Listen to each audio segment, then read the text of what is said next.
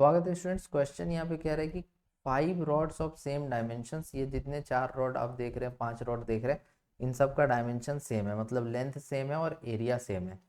They have thermal conductivities K1 K2 K3 K4 and K5 और सबका thermal conductivities यहाँ लिखा हुआ है। When points A and B are maintained at different temperature, अगर हम ए को टेम्परेचर मान लो TA और बी का टेम्परेचर मान लो TB, no heat flows through the central rod, तो इस रॉड में कोई हीट फ्लो नहीं हो रहा है। तो इस रॉड में हीट फ्लो तभी नहीं होगा जब यहाँ का टेम्परेचर T और यहाँ का टेम्परेचर T सेम होगा, तब जाकर के C से D में कोई हीट का फ्लो नहीं होगा। तो बोल रहा है कि अगर ऐसा है तो बताओ K1 और K2 K3 K4 K5 में क्या रिलेशन है। देखो, C से D में अगर कोई भी हीट नहीं जा रहा है तो जो भी हीट A पे पहुंचेगा या जो भी हीट A से निकलेगा वो एक पार्ट इधर चला जाएगा H1 और एक पार्ट इधर चला जाएगा H2।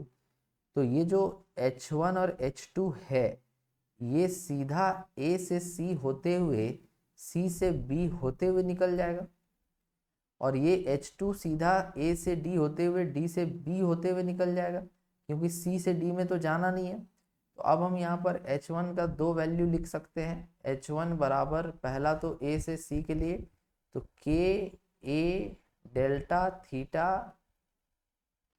By L। सेम उसी तरह से H1 का एक और वैल्यू लिख सकते हैं हम C से B के लिए, तो K A डेल्टा थीटा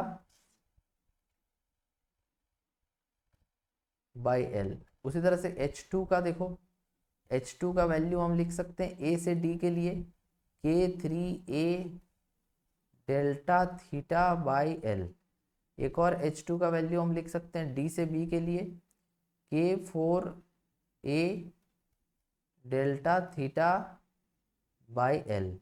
अब यहाँ पर बात ऐसा है कि तुम देख पा रहे होगे कि ये H1 और ये H1 बराबर है, तो हम क्या लिख सकते हैं K1A TA minus T, K1A TA minus T upon L equals to K2A T minus TB upon L।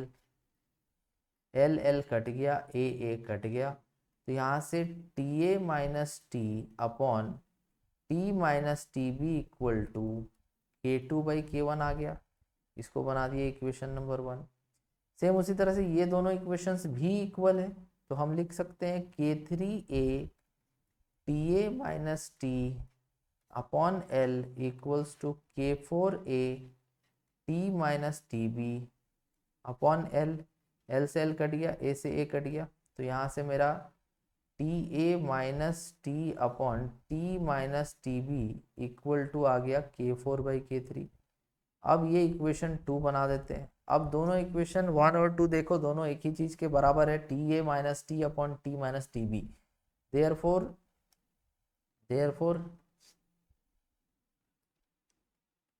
K2 by K1 is equal to K4 by K3। तो इसको हम ऐसे भी लिख सकते हैं K2 K3 equal to K1 K4, K2 K3 equal to K1 K4, K2 K3 equal to K1 K4। Option number B इसका सही हो जाएगा। Thank you so much for watching.